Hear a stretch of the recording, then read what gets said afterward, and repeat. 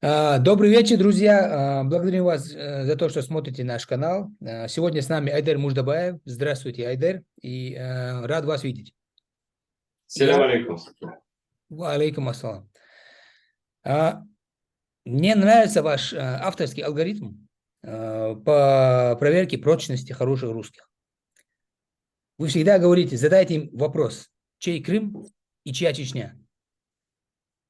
Также в целом очень нравится, как здраво вы относитесь ко всем российским псевдолибералам, которые всячески выступают против Путина и его окружения и хотят всю вину империализма и террора страны списать на очередное правительство, чтобы полностью выйти сухими из воды.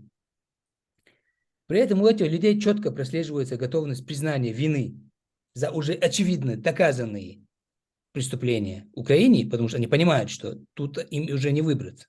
Тут уже весь мир видит, есть видеодокументы, и все как бы все очевидно. Они это осознают, и за эти деяния вину, конечно же, даже не смеют не признавать. Но деяния в Чеченской Республике, Грузии, Сирии, где не все так, скажем так, очевидно западным миром поддержано, там они пытаются всячески играть в какие-то там, у нас были свои причины, у нас есть свои интересы, мы такие, мы сякие, там все неоднозначно. Итак, мой первый вопрос. Как вы видите или представляете деоккупацию территории Чеченской Республики Ичкерия? По вашему мнению. Ну, по моему мнению, это и по всей логике событий, это должны быть чеченские военные, которые находятся сейчас в составе Сбройных сил Украины. Ну, просто нигде их больше нет. И это логично абсолютно. Потому что это наша общая война. Вот. И вариантов тут немного, точнее вообще нет. Когда чеченские войска входят в Ичкерию, возможно, при какой поддержке вообще непонятно. Ну, входят, короче, в Ичкерию, и они имеют полный суверенитет над этой страной, потому что правительство знаний есть, потому что есть легитимная цепочка с независимостью Ичкерии, вот, которая идет от Джохара Дудаева, которую мне посчастливилось чуть-чуть лично знать, и чуть больше часа общаться с ним лично в 93 году. А дальше пусть чеченцы все решают сами, потому что это независимое государство. Я даже несколько интервью дал и украинским медиа, и не только украинским, про распад России. Я говорю, знаете что, на моментальный выход из состава Российской Федерации имеет право, точнее, эта страна Чечня, которая в нее не входит и никогда не входила. Да, она сильно присоединена, а в ходе двух чеченских войн, особенно так называемых чеченских войн, на самом деле это русские войны на Кавказе, они в этих двух войнах был проведен геноцид, результатом которого стало массовое изгнание, гибель огромного количества людей, невинных абсолютно, да, установление марионеточного, как это часто бывает после геноцида оккупации, марионеточного режима коллаборантов, которых оккупанты повязывают с собой кровью, и как бы, которые друг за друга держатся, которые зависят напрямую от Путина, там, от Москвы и так далее, да, которые отрицают вообще все национальные смыслы, которые отрицают там кровавую депортацию 43 года, которые отрицают все, что, ну, как бы четенько лежат просто, значит, под оккупантами. Я думаю, что вы сами знаете, что с ними делать, какие суды должны быть, какие следствия и все остальное прочее. Вот. Кроме того, очень важно, сегодня тоже давал интервью украинскому телеканалу «Прямой», я сказал там, что чеченское правительство, когда оно вернется, ну, я так полагаю, что будет сначала временная администрация военно-гражданская, потом, когда Чечня будет очищена от этих элементов, когда они все будут или сидеть, или будут куда-то убегут, их потом придется долго искать и там, просить про экстрадицию в разные страны, да. Но факт в том, что власть в городе Грозном, который, конечно же, называется Джохар, вот, и будет легальная, потом будут объявлены предвыборный период какой-то, когда политики предъявят свои программы, и сосковавшийся по свободе чеченский народ выберет себе власть. Вот, ну, конечно, это должны быть выборы с участием тех людей, которые которые вынуждены были покинуть Чечню, но очевидно, да. Я не знаю, каким образом это будет реализовано, но, в принципе, при нынешних цифровых технологиях, вот я так полагаю, что можно сделать верифицированный список избирателей вплоть до одного человека и голосовать. Ну, это вы сами придумайте, как голосовать, потому что, например, есть национальные парламенты, но просто это другое. Это автономия самых в Финляндии, например, я вот знаю пример. Это как бы парламент, где каждый голос имеет каждый сам, да, и независимо, где он живет, в Хельсинки там или где. У вас другая ситуация, у вас абсолютно своя независимость, но вы можете сделать так, учитывая, что нация в изгнании, да, что можете на какой-то переходный период даже сделать такое голосование экстерриториальное, да, потому что люди не сразу все вернутся, и чтобы... Ну, то есть я считаю, что мнение чеченского народа должно быть учтено в полной мере. То есть максимальное количество чеченцев должно быть, где бы они ни жили, они же не по своей воле там оказались, да. Это вот такая очень страшная несправедливость. Люди, которые даже, может быть, и не родились уже в Чечне, но достигли совершеннолетия, они тоже имеют право голосовать, потому что их родители стали жертвами геноцида. Это должны быть на эту тему международные ичкерийские документы, и, может быть, их уже нужно и готовить даже вашему правительству, министрам, там, не знаю, по партиям предлагать и так далее, если они существуют и оформлены уже четко. И нужно правила уже сейчас утверждать, потому что и тоже, точно так же, как Украина готовится к возвращению Крыма и других оккупированных территорий, нужно, но у вас уже как бы есть, значит, правительство в знании, вы можете документы какие-то готовить уже и должности, и, может быть, избрать по комиссии, не знаю, есть у вас голова или нет.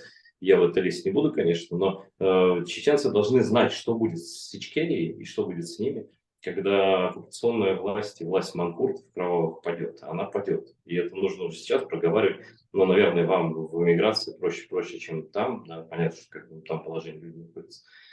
Но я считаю вот так. Но как бы что еще сказать по Чечне? Я считаю, что Чечня, конечно, ее просто должны признать весь цивилизованный мир, что он не сделал тогда, когда Путину и русской пропаганде удалось убедить мир в том, что чеченцы равно террористы, а потом быстренько от чеченцев отвернулись, а потом все пошло своим геноцидным чередом. Да?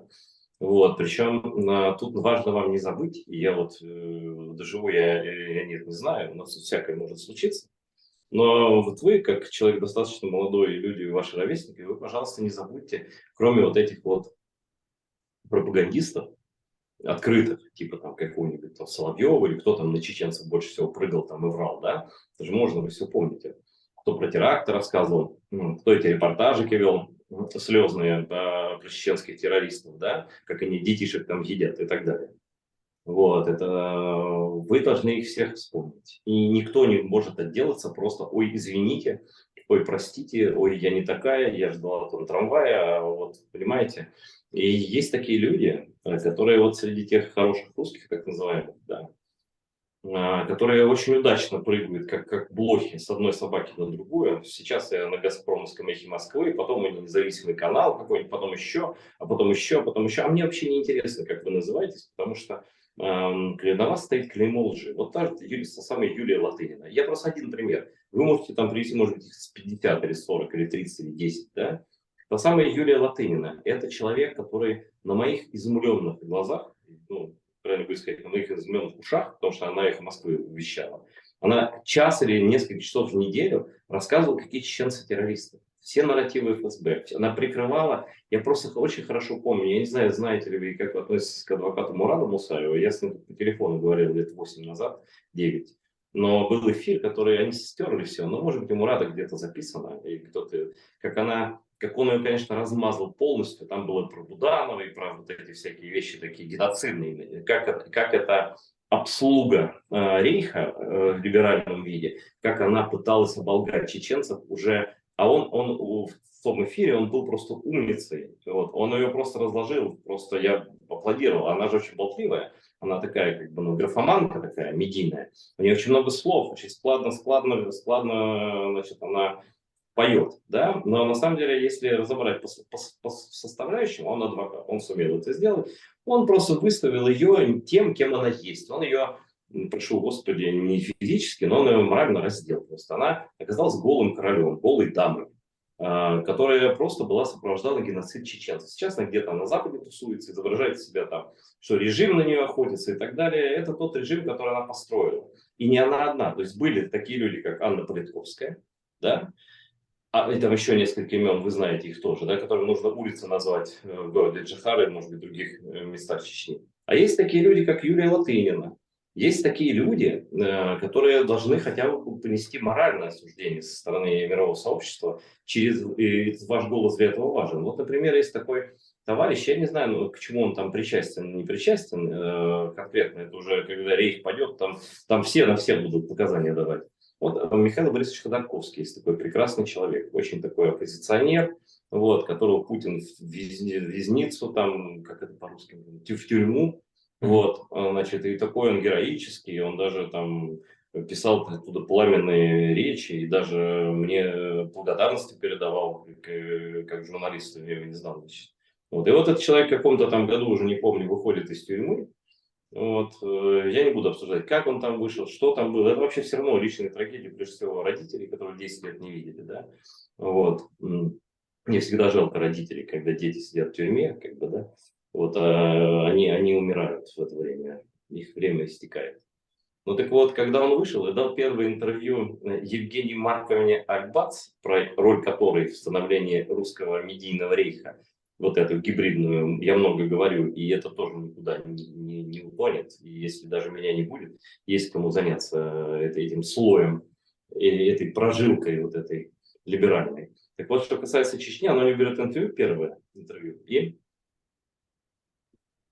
она говорит, а вот что с Чечней-то? Ну, это как проверочные слова, чей Крым? Ой, не бутерброд, я не знаю. То ли жевать, то ли не отдавать. Вот вроде как незаконно, но отдавать мы не будем. Там, мы же русские, мы же там особенные, да. Чечня, ну, чеченцы, понятно, террористы, они же черные какие-то, дикие, там, да, всех режут, убивают. Вот, и так далее. Я уверен, что чеченцы, очень многие, это цвет европейских наций сейчас, и образованные, и все такое прочее, и они вернутся в Чечню. Я надеюсь, многие вернутся, совсем как бы это будет совершенно обновленная нация, которая вынуждена, это так было с крымцами тоже, с нашим народом. У нас же, мы же в депортации были очень долго, почти 50 лет. Вот, и там тоже своеобразные процессы происходили, и хорошие, и плохие. Но хорошее в том, что мы стали более закаленными, более, как бы, ну вот как евреев много гоняли же, да, и вот они такие, как бы, знают кое-что про эту жизнь, как ее жить, да. И мы более мудрыми, что ли, стали, да. И вот он, значит, она говорит, а что с Чечней? Что с Чечней? Он говорит, а Чечню Путин все правильно сделал. Он правильно, я тоже бы пошел в Чечню воевать, вот Чечня это наша, никому не отдадим и так далее. Я что-то подумал, вот вы же будете новый пентон праздников вот, делать своих там ичкерийских, да, я не знаю, какие у вас там, ну, кроме там традиционных там исламских двух праздников, да, какие вы праздники светские будете делать, да. Но вот мне кажется, вот 1 апреля, его можно сделать, вот везде это день дурака, а в Ичкерии можно вот просто действительно по приколу сделать неофициальным днем Ходорковского. Ну или днем хороших русских. Вот так. 1 апреля, день хороших русских. Это когда все понимают, кто в мире дурак. И кто держит других за дураков. Так вот, они пытаются других за дураков держать, но сами они невообразимые дураки. И я это просто говорю аргументированно. Я не хочу же его оскорбить, что он там дебильный. Нет, он не дебильный. Он просто классический такой, ну вот, нелогичный человек. А дурь это вот человек, который не понимает, вот о чем он говорит. Вот. Вот он сидел 10 лет или там чуть меньше, сколько он отсидел, и это все было, конечно, все ужасно. Но он так и не понял, что он сел в тюрьму, он говорит, я пойду воевать в Чечню. Так ты сел в тюрьму, потому что Путин пошел в Чечне воевать. Ты же сел в тюрьму только поэтому, потому что просто тут уравнение такое вот, в раньше тетрадках сзади была таблица умножения. 2, 4, да, вот там 3 × 3 = 9. Вот это такая формула такой уровня сложности, да. Вот, но просто русский интеллектуал, он такой немножечко на дереве сидит одной ногой. Вот. И не склеивается. Вот он сел в тюрьму, значит, из-за того, что Путин хотел стать фюрером. Он пошел в Чечню воевать, потому что фюрер невозможен без победоносной кровавой войны. Так? Невозможен. Значит, и двух фюреров не бывает. То есть идея фюрерства, когда пришла в голову Путину, когда он, как мне рассказывали, сказал Шрёдеру, что смотри, этот мой народ хочет царя, Это было прямо в начале его правления, первые какие-то годы. Но мысли-то, наверное, раньше появились уже.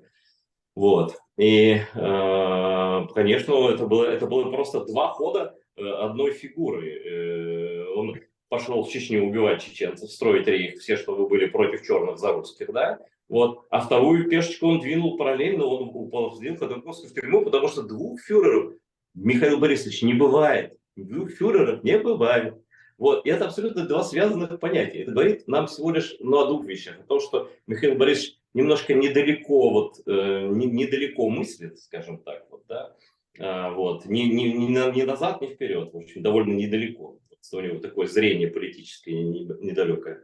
А с другой стороны, это говорит о том, что он просто сел за то, что он был такой же ментально, и он тоже хотел стать фюрером, он тоже там свои фракции создавал, проводил в Госдуму тогда еще типа демократичную, да, кого-то. И Путин почувствовал, что это второй фюрер, он хочет всех купить там и подчинить себе, и просто посадил его в тюрьму. Просто было кто кого посадит. У Путина была позиция его посадить проще.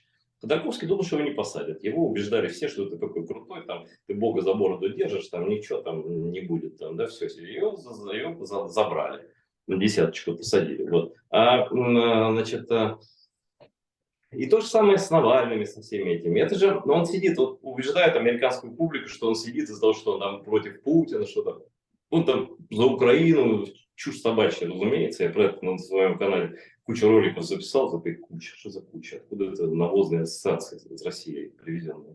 В общем, много роликов, вот, про это дело. Я призываю подписываться тоже на мой канал, зрителей твоих. Очень уважаю чеченцев, и потом сейчас еще поговорим именно о Чечне, конкретно в моем отношении опыте, связанном с чеченцами. Вот. Но... Навальный. Вот. Такой же самый. Он сел ровно по той причине, по которой Ходорковский, потому что двух фюреров быть не может. И когда он увидел задатки фюрера вот в этом молодом, то есть он сразу, нет, там не важно, кто за кем стоит, какие башни, это разбирать не буду, все очень все подозрительно, вся история с отравлением, возвращением и так далее, я просто не знаю, но мне это эстетически, мне это претит, я в такую фигню не верю, не верю, у меня есть мозг, есть аналитические способности какие-то, они доказаны, я вот эту войну предсказал в деталях, когда никто не думал, что она такая будет, как, да. То есть, в принципе, мозги-то работают. Вот. И я думаю, что как бы там ни было, как бы там кто его не готовил на замену, но Путин, естественно, при живом фюрере, мини-фюреры только в инкубаторах могут сидеть вот, и заниматься отведенными им делами. Да? Вот. И то же самая история. То есть ни за какие принципы, ни за что, это чушь собачья. Он сидит просто, это внутривидовая конкуренция фюреров в Москве. И вот и все. По поводу Ходорковского и то, что он сел, потому что Путин хотел этой войной уже расставить все точки над «и» и стать в позицию, скажем так, человека властного и показать свою силу.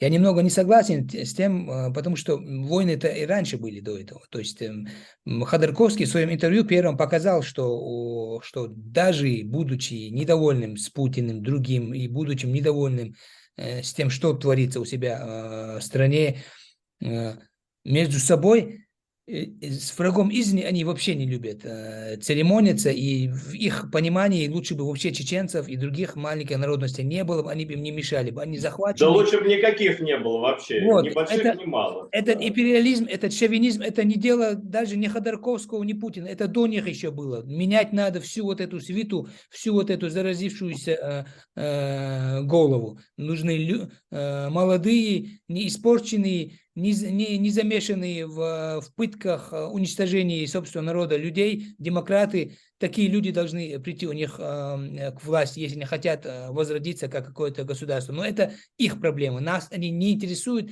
это они будут разбираться. Просто я к тому, что началось это не с Путина. Путин это только одна из Да и ступень. в Чечне началось не с Путина. Ельцин хотел покорять Чечню, просто у него не вышло. Вот и все. И Да. до Ельцина были... Не, это же мы не будем историю, понятно все, да. Я к тому, что Ходорковский совсем недавно повторил свою дичь по поводу Чечни, что вот он это другое, это было внутреннее и все такое. Это буквально месяц назад он сказал. То есть тогда, если списывали, что человек только из тюрьмы вышел и не знал, как вообще мир поменялся, то сейчас-то он все прекрасно понимал, но и все равно повторил это. Как я вам вначале сказал, это четкое понимание того, что Украину и вину в Украине он отрицать не может, но Чечня и, скажем, Грузия, они медийно не так защищены, и Западом не так Ну хорошо. ничего, Украина защитит их, и медийно тоже. И Вот, Украина подтянет эту повестку дня, и она уже подтягивает эту повестку дня и по Ичкерии, и по Грузии. Хочет там это правительство грузинское или нет, но народ ничего не забыл. мы Вот, плавно поэтому... переходим к моему следующему вопросу. Извините, Айдар, я вас перебил. Вот как раз об этом я хотел задать следующий вопрос. Как вы думаете, Украина готова поддержать Чеченскую Республику на международном уровне и содействовать становлению и укреплению ее на демократической основе? Безусловно, 1000% вам даю. Все украинцы за Ичкерию, все до одного. Нет тут украинцев не за Ичкерию, просто ни одного нет. Ну, это если не за Ичкерию, то это какой-то либо агент, либо вот остатки русского мира, вот эти все. Потому что в Украине абсолютный консенсус по Ичкерии. Точно так же, как я думаю, он есть в Литве, Латвии, Эстонии, возможно, в Польше. Я просто не изучал этот вопрос по Польше, да. Но в странах, которые, грубо говоря, где есть улица Джохара Дудаева, там все в порядке с обществом и с головой. Вот вообще Джохар Дудаев это маркер вообще всего. Это человек, который, во-первых, все предвидел, включая оккупацию Крыма. Это человек в таком светском смысле слова пророк, провидец. Не в мистическом плане, не в религиозном. Он именно провидец, потому что благодаря своему складу ума, честности своей просто. Он честный человек, он всегда чуть-чуть видит дальше, потому что он вот, ну, шелухой не подстраивается ни под кого. Он говорит как есть, как он думает. Голова у него была светлая, мысли тоже, вот, и ни под кого он не хотел так подстраиваться. И про Крым он сказал все, про Украину, и мы все это знаем. И совершенно сознательно в каждом уже украинском городе есть улица Жихара Дудаева, ну, во многих, по крайней мере, да. Вот. И этот процесс будет, конечно, только нарастать, потому что у людей вообще открываются глаза на героев, которые, вот, я таких, знаешь, но он и герой и фактически, и в военном смысле он герой. Но если брать не военную историю, а в принципе такую, как бы, смысловую, то он, конечно, гений правды. Вот есть такие люди, гений правды. Это я сам придумал это выражение. Но вот я его отношу к Жохару Дудаеву. Я его отношу к Степану Бандере, который предупреждал мир. И его убили, возможно, и за это тоже. А может быть, в первую очередь за это. Потому что тогда УПА уже была уничтожена, а он жил в Мюнхене. Да, здесь уже террор был в Украине. К концу подходил. Да, добивали. Депортировали, убивали и так далее. Вот. А он писал, что Русская империя неизлечима, как бы она ни называлась. И вот он заклинал Запад от подобных ошибок. И она была совершена после развала СССР, когда поверили Ельцину, вот эта вся фигня. И что и привело к Путину. Вот тут сбой произошел. Не послушали гения правды Степана Бандеры. Теперь все читают, рот открывают, но на Западе еще не все, но у нас таки все, да, уже поняли, что он говорил. Был такой, вот недавно была годовщина его убийства, все понимают, что это было убийство в Украине. Это Вячеслав Черновил, который дружил, потому что они даже, по-моему, лично были знакомы с Джохаром. Вот, он был из тех вот людей, да, из когорты такой Мустафа Джемилев, там, Черновил, другие советские диссиденты такие, которые крепкие ребята, которые в тюрьму прошли и так далее, да. Вот, у Джохара немножко другой путь, он по-другому пришел к этому, но пришел все равно. Да, я, кстати, всю его биографию знаю. Я знаю, где он служил, я знаю, ну, я брал интервью с ним в 93 году для Тамбовской газеты. Он учился в Тамбове. Вот. И, кстати, тогда я уже понял, что будет война, когда тогда еще не вот это Гантимира, вот эти уличные вот эти партии регионов свою в Чечне создали, независимые, и поддерживали их, все митинги, все эти гибридные русские вот эти якобы внутренние оппозиции, на самом деле это как с Украиной все было, да. И когда я это интервью напечатал в своей газете, в маленькой тамбовской независимой газете, где было там 4,5 сотрудника. А он меня, Джахар, попросил передать привет своему инструктору летному. Он учился в летном училище дальней авиации, ну, названия этого не было, имя Марины Росковой. Сейчас он давно расформирован, не знаю, там, где сейчас террористы сидят в этих казармах. Вот, так называемый лед, в Тамбове так называли. И он же там провел эти годы студенческие. И он просто передал привет, говорит: Айдер, могу попросить, чтобы ты позвонил этому капитану Раку, фамилия Рак. Видимо, он даже этнический украинец может быть. Ну, такой из тех, кто отрекается, да, такой тоже, как понятно. И я нашел его, ну, фамилия не такая частая в Тамбове, я нашел тогда в бумажном справочнике, я ему позвонил. И вот ничего хорошего я от него не услышал. И я понял, что Джахар со всей душой своей, он, ну, первый инструктор, это всегда, это как первое, там, не знаю, не с чем сравнивать, но он дал ему крылья, он научил его, ну, управлять машиной, да, собственно, ради чего он пошел в авиацию. Вот. И он так холодно со мной поговорил, и смысл, не помню дословно фраз, но я с таким воодушевлением, мальчик был 21, говорит: звони, я был за Чечню, там, интервью было очень такое комплиментарное про чеченцев, там, хотя сложные там были времена, но и про независимость, и про то, что это вот стремление к свободе и так далее, что это справедливость после депортации, унижения и так далее, что Ичкерия и все такое прочее там было такое. И я звонил воодушевленно передать от президента чеченской, знаешь, какой заголовок был в этой статье, сейчас вспомнил. Это ужасно сейчас звучит, но не ужасно. Тамбовский волк-чеченский президент. Вот так это было, 93-й год, весна. И, то есть, я как бы поехал интервью у него брать, потому что газета все-таки местная, кто бы мне там дал даже командировочные, хотя я ехал половину свои. Вот, но была привязка. Это чеченский президент избранный, вот Чеченская республика. И вот он учился вот здесь, вот, на последней троллейбусной остановке. Да. Для небольшого города, тогда свободная пресса была, как бы, и можно было все вообще. И вот, этот капитан Рак, который там, да, он, во-первых, по-моему, мне сказал: я полковник. Такой. Ну, понятно, что он продвинулся за это время. А потом я так понял, что он процедил что-то сквозь зубы, что типа Джахар враг. Чеченцы враги. Это вот 93-й год, еще войны не было. Еще 1,5 года до штурма Грозного, так называемого, первого. То есть я уже тогда понял, что... А? Они тогда уже знали, по-видимому, что это будет. Они чувствовали, просто идея свободы для них уже враждебна. Вот они же Украину до того, как напасть, они ее ненавидели.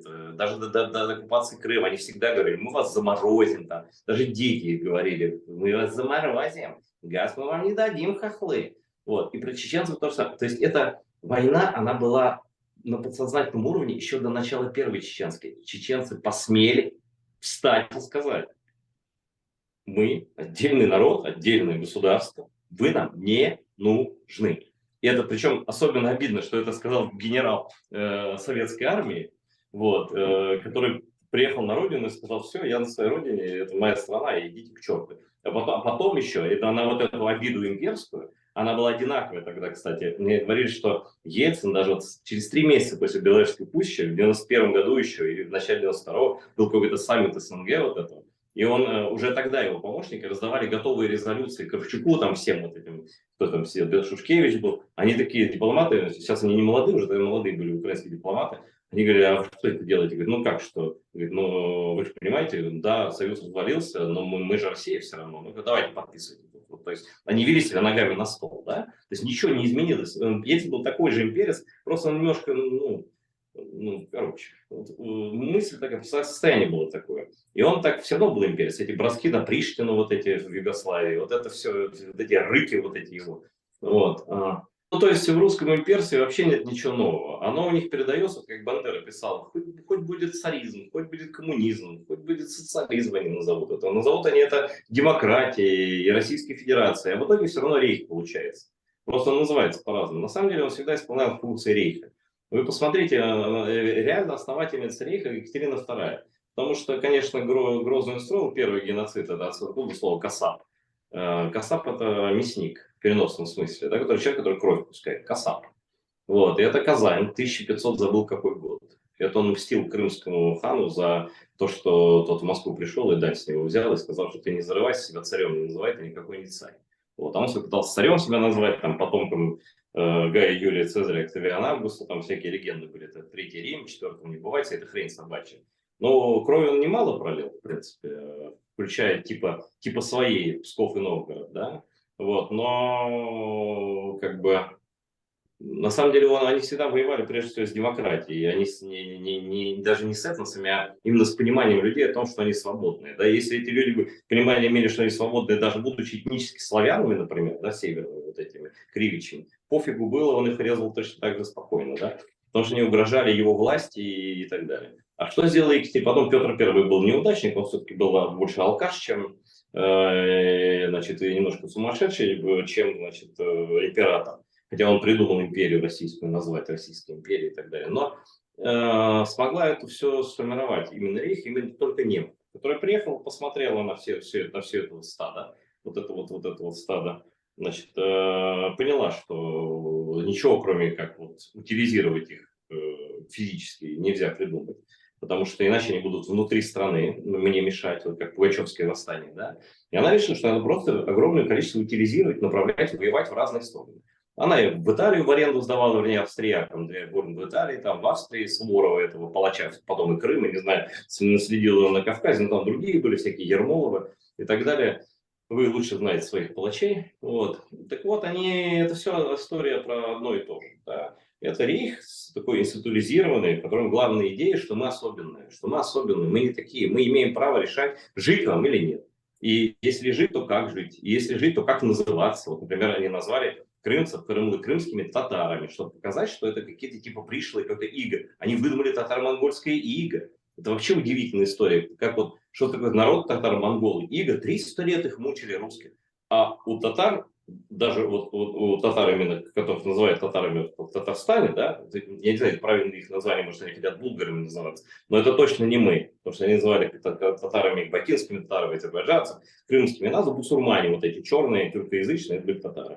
Вот. Но вот татары-монголы, если взять татар, допустим, Казани, Павловские и монголы, нет ни одного общего блюда. Они чай заваривают по-разному. Нет ни одного общего слова. Это что за такое татаро-монголия такая, где все, никто никого не понимал, а вместе они угнетали несчастных русских? Это как такое бывает? Это выдумка. Это Я вам выдумка и с Запада, с перспективы Запада могу сказать, я тут школу заканчивал, тут нету никакого упоминания о татаро-монгольском иге. Да, потому что это бред собачий. Потому что это бред собачий. Это выдуманная Екатерина в этом плане. Она идеальный фюрер. Она выстроила систему, и у нее все-таки она была посерьезнее, чем Путин. Ну, Путин тоже такой серьезный, конечно, преступник и маньяк. Но она реально была системная такая фашистка, рашистка. То есть рашизм основала Екатерина II. И она его применила ко всем. К кавказским народам, к народам Сибири, к народам восстания Пугачева, это вот по Волжье как раз, да, там и воевали эти татары, и башкиры, не знаю, как они себя тогда называли, да, и к Крыму, и к Украине, это же все, она же одновременно уничтожила и крымское независимое государство, и последние вольности казацкие, которые существовали даже после Полтавы, да, она начала заселять Украину пришлыми людьми, украинцев там забирать на Кавказ, стравливать уже казачество, да, украинские, использовать в своих интересах тоже, да. Правда, она их не порабощала, как кацапов, основную массу, она их по-другому использовала, да. Это что же, как Кубань, это что же земли черкесов, которые в свою очередь были выгнаны, украинцев из Украины депортировали, а черкесов депортировали в Османскую империю. Там никто не знает, сколько вообще, там, какой процент потомки османов по Османской империи были потомки черкесов. Да, вот, например, этот самый знаменитый писатель, Нобелевский лауреат, я ему уже не симпатизирую, но Орхан Памук, он черкес, например. Это вот Сочи, это вот Гагра, это все же, да. И плюс они сразу все там переименовывали, как и в Крыму и так далее. И откуда взялся город Грозный, вы меня простите, да? Наверное, откуда Симферополь, Севастополь, который имеет свои названия и которым намного веков больше, чем, как считают русские. Они везде, как бы, они валили сразу по могилы. Они разрушали источники. Вот у вас на Кавказе, ну, у нас в Крыму к воде относятся так, да? Все должно быть чистенько. Хаджи Мурат, можете перечитать, кто не читал. Льва Толстого. Я бы ее, это единственное, я чтобы оставил из русской литературы для обязательного изучения во всех сопредельных странах как минимум. Не надо нам дурака валять про преступление и наказание и про то, как бабушку убивать.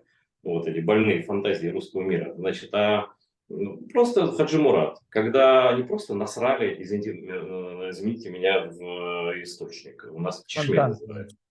Да, ну фонтан, да, в переводе как фонтан, но Чешме это источник, облагороженный источник природный, да. И вот они насрали в Чешме. И в Крыму первое, что они сделали, когда мы вернулись из депортации, наши люди стали откапывать эти Чешме по воспоминаниям бабушек, дедушек, и восстановили во многих местах, да. Не те тысячи, которые были, конечно, десятки тысяч, там сколько, а то, что смогли. Вот. Так вот тут она и проходит, граница русского мира, варварства вот этого, которое опанувала, возглавила немка, циничная абсолютно баба, которая поняла, что тут ее будущее. Она стала русской, больше, чем все русские, хотя говорил наверняка плохо по-русски. Они вообще императоры русские по-русски не очень говорили, включая Александра Третьего и так далее. Вот даже записи голоса есть, это вообще какой-то очень трудно переводимый немец вообще такой, да.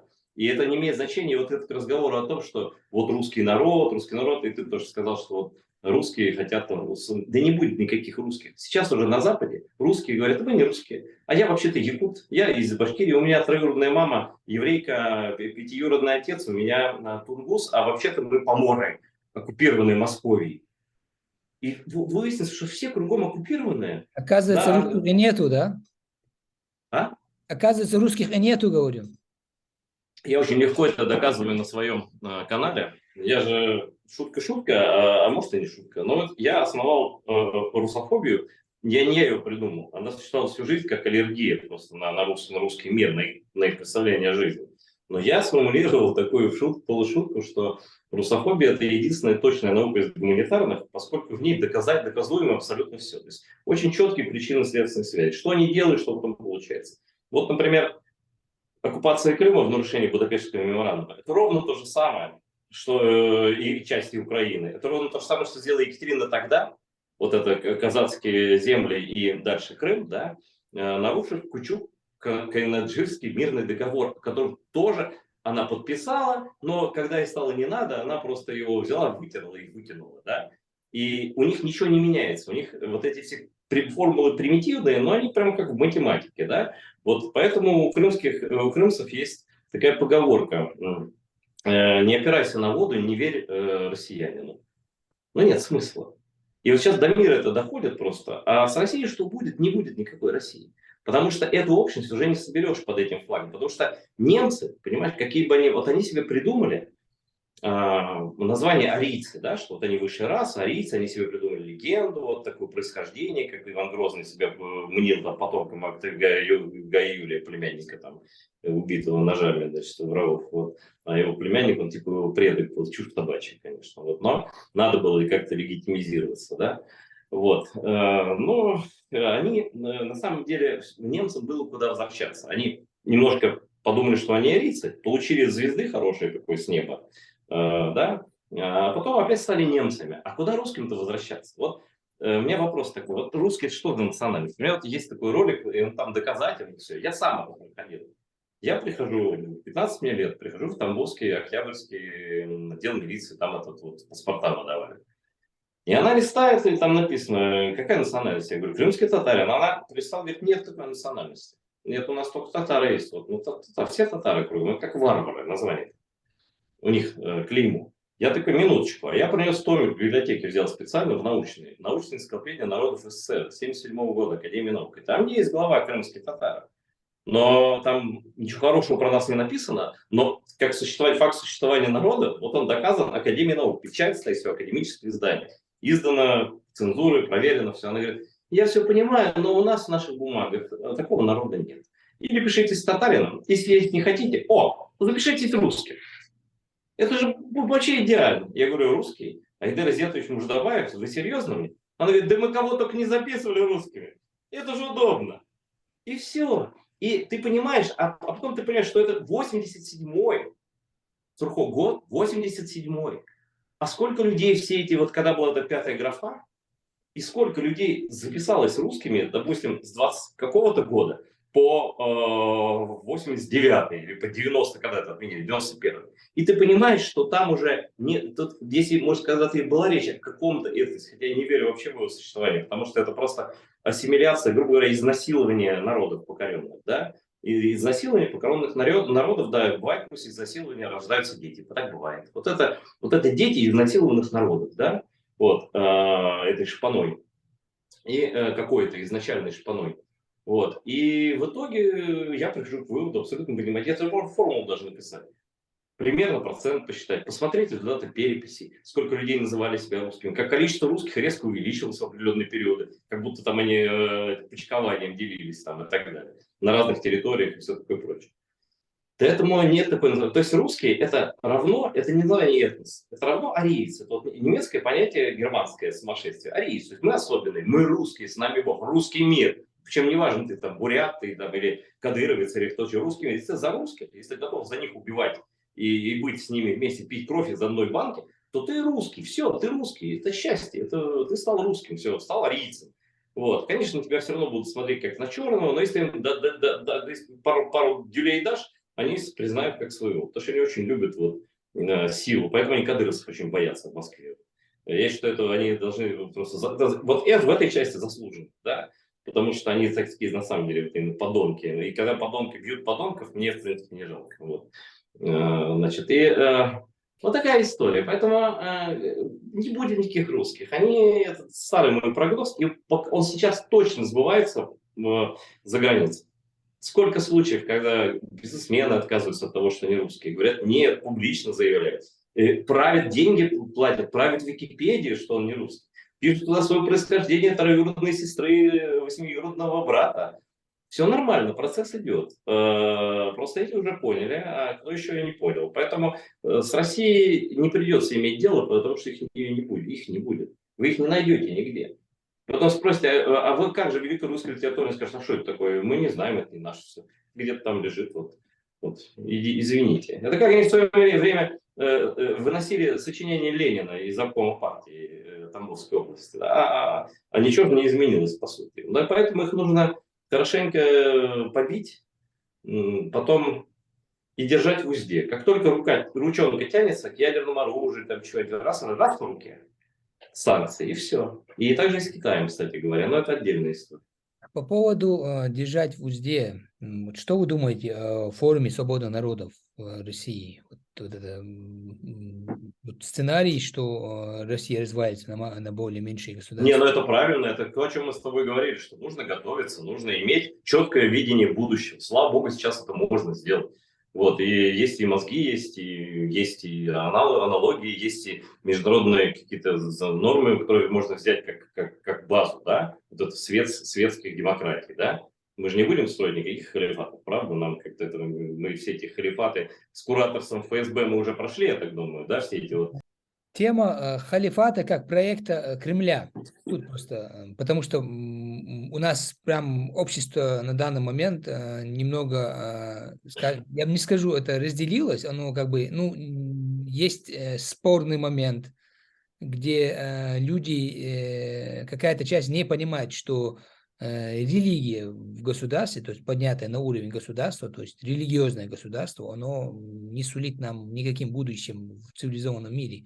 То есть нам нужно какое-то демократическое, секулярное государство, где религия – это личное дело каждого гражданина, а государство следит за тем, чтобы все вот эти… Ну, я просто, знаешь, я так скажу, Сухой, я не буду про Чечню ничего говорить, ну, просто это ваше дело, правда. Но я просто приведу, я люблю логику. Мир не знает ни одного успешного религиозного государства. Какая бы там религия ни была канонизирована, и, типа, и все должны ходить строем под нее, да, я даже перечислять не буду. Либо это там, ну, там Греция, допустим, там есть государство религия формально православие, да, но на самом деле как бы там не ущемляются ничьи права, или там в Израиле официальная религия иудаизма, там одних главных раввинов, по-моему, человек 4, вот, и штука там сколько-то там направлений, вот, и как бы это все равно не обязывает никого быть, не быть там мусульманином или там христианином или кем угодно, да.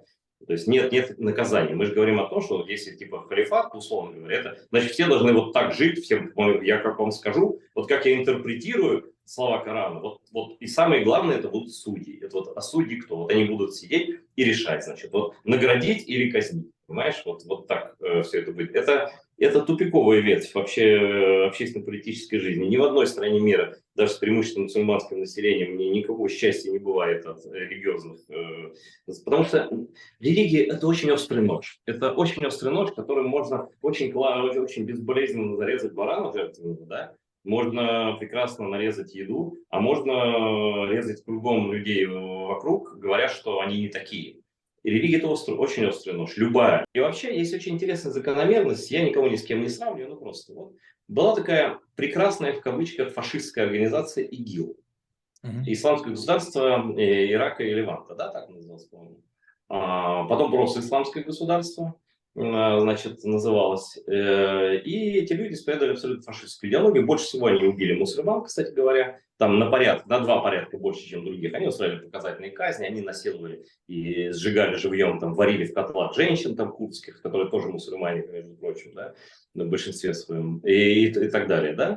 То есть они устроили такой фашизм именно по принципу «ты не такой, как я». Причем ты даже мог быть мусульманин, но с таким же удовольствием они убивали там турецких военных и так далее. Ты просто не такой, как я, не такой, как я хочу. А вот просто задуматься всем вот зрителям твоего канала, а куда делось? Почему мы так давно не слышим про ИГИЛ? Были и нет. Вот как-то прям всю Сирию они там терроризировали, всех резали, убивали. И лагеря какие-то огромные. А сейчас остались от них одни несчастные в своем роде девушки, которые их завлекли вот из секту, да. Они с детьми где-то там их вытаскивают там.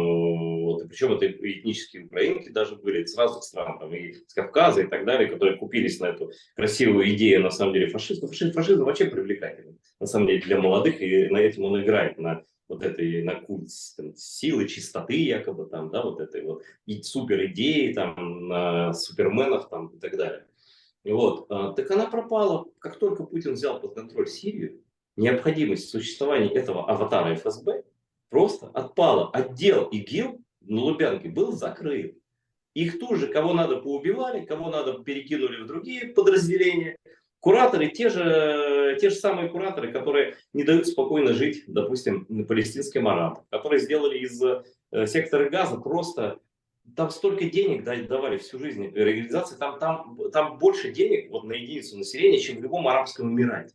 Там должен быть город-сад газа. Вместо этого газа это где люди, где просто кроме оружия ничего не изготовляется, а идет охота на своих, между прочим. Там убивают, это местные спецслужбы хамасовские и так далее. Убивают кого только не убивают. Там и людей своих же таскают там, обвиняют в шпионаже в пользу Израиля, таскают за мотоциклами. Я все эти кадры видел, там террор, там настоящий гулаг, сталинизм и нацизм по отношению и даже к своим в первую очередь. Да, там жизни нет нормальной в этом секторе. Я не буду говорить про там, Иордан, я там не был.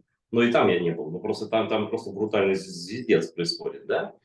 И у меня есть такая гипотеза, вот если я не прав, ну, тогда скажете, что я не прав. Вот когда русский рейх будет разрушен, что я утверждаю с 14 или 15 года уже в этой формулировке, тогда вдруг куда-то пропадет движение Хамас. А когда не будет и Рашки, и Ирана, я не знаю, чего не станет раньше, тогда вдруг выяснится, что никакой Хезболлы не существует. Что это всего лишь подразделение иранских спецслужб, которые набирали людей, таких джентльменов удачи, которые за деньги могут кого угодно резать, убивать, как и в ИГИЛ, да? Под любым знаменем. Хотите знамя пророка, хотите знамя там, каких крестоносцев откопают, пойдут. Им нет разницы. Когда есть финансирование, есть деньги, есть желание трясти мир, да, тогда появляются ИГИЛы, появляются Хамасы. Как только, грубо говоря, как только исчезнет спонсор и руководитель, вы их с фонарями не найдете. Сейчас говорить про халифат, кто халиф? Назовите мне, пожалуйста. Есть халиф среди халифатов? Но если нет халифов, то нет и халифата. Поэтому, друзья мои, а если уж вы считаете, что вы халиф, ну я так думаю, что люди, которые говорят о халифате, думают, что, наверное, я имею шанс стать халифом. Ну, примерно как Иван Грозный, наверное, да, когда вот он посчитал себя потомком Юлия Цезаря, Октавиана Августа Великого. Каждый может объявить себя потомком кого угодно, это же никто не запретит, да? И поди доказывай там. Так вот, мне кажется, что халифат вполне уютно помещается на кухне вашей квартиры. И на дворе дома прям вообще замечательно можно соблюдать все нормы, которые вам кажутся идеальными, и не соблюдать те, которые вам кажутся позорными. Но объяснять соседу, почему он должен жить, как вы, это кацапство. Это вот кацапы так живут. Вот эта черта кацапа. Объяснять людям и принуждать их жить так, как они не хотят жить. Свобода, это абсолютно религиозная вещь. Это свобода, это святое. И в любое, я не знаю, смысл любой религии – это уважать других. Вот что в Коране написано там про войны, про все. Ты не можешь нападать, ты можешь только защищаться, когда в твою жизнь вмешиваются. А вот вмешательство в чужую жизнь – это уже нападение, это уже, получается, диктуешь другим образ жизни, да, и караешь за то, что они не такие, как ты. Это к чему может привести? К казням людей в Иране, когда их там на площадях подвешивают за краны. Это к чему может произвести? Как в Афганистане Талибан забивал камнями девочек на стадионах в перерывах футбольных матчей. Да? Это кто из этого вырастет? Это что? Я, кстати, уверен, что ничего не удастся этих людей в итоге сманипулировать. Я думаю, что и многие... Почему еще и важно, чтобы участвовали в этих выборах все чеченцы? И это вот ключевой, это базис, это камень просто. Вот об этом надо договариваться на берегу. Потому что не могут одни голосовать, а другие не голосовать. И европейские чеченцы, сколько изгоняли этот народ с своей земли, они имеют такое же точно право. Они не добровольно оказались в Бельгии, в США или там в Германии, да? Они имеют такое же право. У каждого, слава богу, чеченца должно быть и гражданство, просто потому что он чеченец.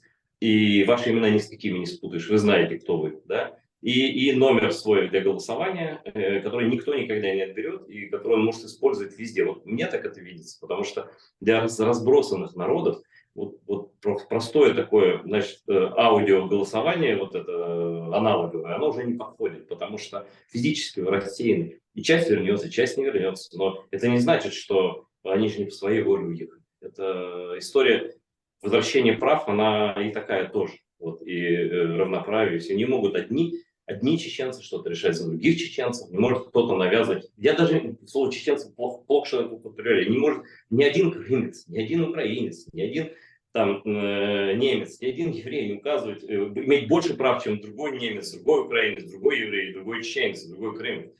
Никогда. Это все. Если мы переходим эту черту, у нас не халифат получится, а получится ГУЛАГ у нас. Просто, опять же, возвращаемся к Бандере. Можно Российскую империю было назвать по-разному. Коммунизм, капитализм, демократия. Но в итоге всегда получался рейх и смерть, в том числе смерть чеченцев. Так вот, народы, пережившие такое извне, ну, сами они себя точно не должны дать вести вот в этот порочный круг выяснения, кто правильнее, и жить спокойно и любить друг друга. Обратно в тиранию, да? Ну это просто, а зачем? Ну если ты обрел свободу, зачем себе новую петлю на шею вешать-то? Чтобы что? Чтобы, исходя из старой советской привычки, да, это постсовок такой. Тут еще это все легко приживается, вот эти вещи, потому что люди привыкли, что за них решают, что кто-то должен быть, все-таки кого-то надо слушать, кто-то должен руководить, кто-то должен правильный быть, да? Да никто не должен. Есть правила жизни цивилизованных людей. Это правило подразумевает то, что за чужой дверью заканчивается твой нос. И все. И на этом все заканчивается. Потому что самые решительные бойцы с ЛГБТ+, это вот как раз люди, которые хотят из страха вот этого быть разоблаченным, хотят скрыть свои... А что скрывать? Живи свободно. Да и просто никому не рассказывай. Это идеальное правило. Не спрашивай, не отвечай. Какое твое дело вообще? Вот какое твое дело, с кем это, да если он захочет, он, я не знаю, с насекомыми спать будет, ты никогда тебя не узнаешь. А многие спят с насекомыми, вот русские, например, в WhatsApp, они же постоянно спят с насекомыми, вот, они в шее нам тут навезли еще всяких вот приличные дома, да. И срали они как воду увидят, они тут же галят. Вот у моего знакомого все было в доме, и насос работал, и автономная станция, и все. И унитаз, и биде рядом. Все как в лучших мусульманских домах Лондона. Вот. И шо? И они насрали ему в душевую кабину. И размазали по стене. Но это Хаджи Мурат, это Лев Толстой. Вот он честно все там описал. Там очень есть пассаж про возвращение в свое разоренное село. Вот он очень четко все описывает. Там небольшой отрезок, это прям, я не знаю. Ну, Лев Толстой, он под конец жизни тоже стал засранцем, конечно. Все-таки вот это кацапство, оно во всех у них живет, даже в самых гуманистах. Его, с одной стороны, церковь гоняла, официально отлучили его от церкви, а с другой стороны, когда ему сказали, что вот царизм устроил погромы еврейские в Кишиневе, он отказался публично это осудить. Потому что, наверное, книжки продавать хотел или что-то еще. Поэтому где россиянин, там всегда что-то не то. Вот там всегда нужно быть осторожным. Вот у нас тоже поговорка еще одна. У вас, наверное, тоже такая есть. Если сосед россиянин, держи топор под подушкой. Айдар, большое спасибо за ваше время, за ваше мнение, за ваше участие, за то, что вы есть. Слава Украине! И надеюсь, в скором времени уже будем где-нибудь в свободном украинском городе, освобожденном, деоккупированном, сидеть в кафе, вместе пить что-нибудь, скажем так, Что захотим. что захотим. Свободной стране. Да. Сурко, спасибо тебе и всем твоим зрителям. Я действительно уверен в том, что мы встретимся и в украинском Крыму, и в Ичкерии свободной. Не буду говорить лозунгами, все и так понятно. Вот. Что единственное хочу сказать. Я хочу сказать, что все-таки, что бы там ни было и как бы там моя жизнь сложилась, но я всякий раз, когда я говорю о чеченцах, я всегда прошу прощения. Это не ритуал такой, я каждый раз это все переживаю, понимаю, что я, может быть, и не виноват ни в чем, с так формальной точки зрения, совсем. Но я все-таки жил в России, когда строился этот рейх. И даже тем, что я там жил, я все равно толеровал то, что они творили, в том числе и с чеченцами. Хотя, конечно, никогда не был за это. Всегда был за независимость Украины и всех стран, Ичкерии и так далее. Но если бы, наверное, такие люди, как я, делали достаточно чего-то, наверное, эта трагедия бы не случилась. Поэтому я в любом случае виноват перед каждым чеченцем. И я это никогда это не будет иначе. Вот, поэтому люблю ваш народ и хочу, чтобы он был счастлив. Золотые слова. Спасибо вам большое за это. Можно на «ты», потому что мне Джафар Дудаев сказал, что все чеченцы обращаются на «ты». Да, у нас нету формы «вы», у нас есть только форма «ты». Это как бы свобода и равенство у нас было как бы... Но это прекрасно. Кстати, у шведов тоже. У шведов только к королю обращаются на «вы». Шведы. Но у вас вообще нет такой У формы. нас и королей нет, нету никого, чтобы на «вы». Наше обращение на «вы» на русском – это как бы из уважения к другим людям, потому что это у них так принято. В своей среде у нас никогда на «вы» не обращаются. Так Ну что... и ты не обращайся. Все, всем на «ты», всем здоровья, счастья, возвращения в Чечню. Спасибо большое, всем до свидания.